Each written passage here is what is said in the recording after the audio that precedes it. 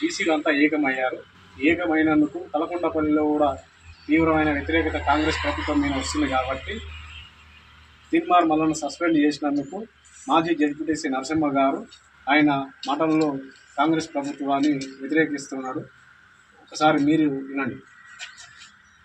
తెలంగాణ రాష్ట్రంలో బీసీ జనాభా 42%, 42% బీసీ జనాభా ఉంది.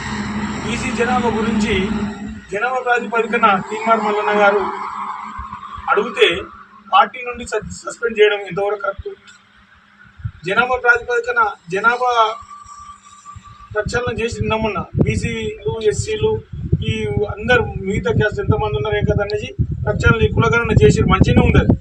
దాన్ని చేసినట్టుగా అదే రకంగా రిజర్వేషన్ గిట్ట ఇవ్వాలని చెప్పేసి తీర్మానం మల్లన్న అడగడం వల్ల వారిని పార్టీ నుండి సస్పెండ్ చేయడం, అంతేకాకుండా వారు పార్టీలో ఎమ్మెల్సీగా ఉండి పార్టీకి గెలవడానికి 90% తిప్పలబడ్డ వ్యక్తి. అంతేకాదు ఆయన ఏమడిగిండు, ఆయన సొంతానికి అడగలే, ఆయన స్వార్థానికి అడగలే. ఆయన ఏమైనా బీసీల గురించి ఆయన జన్మించిన ఆయన పుట్టిన బీసీల పుట్టింది కాబట్టి ఆయన బాధ్యత.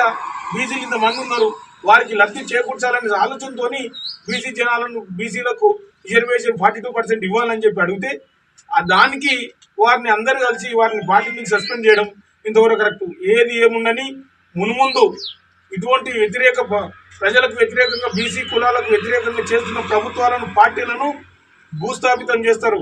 ఏదేముండని తీన్మార్ మల్లన్న అడగడం వారికి మంచిగా తప్పుగా అనిపిస్తున్నట్టుంది. కానీ ముందు కాంగ్రెస్ పార్టీ వారికి తగిన బుద్ధి బీసీ నాయకులు మేమందరం తగిన బుద్ధి చెప్తామని చెప్పేసి తెలియజేస్తున్నాం.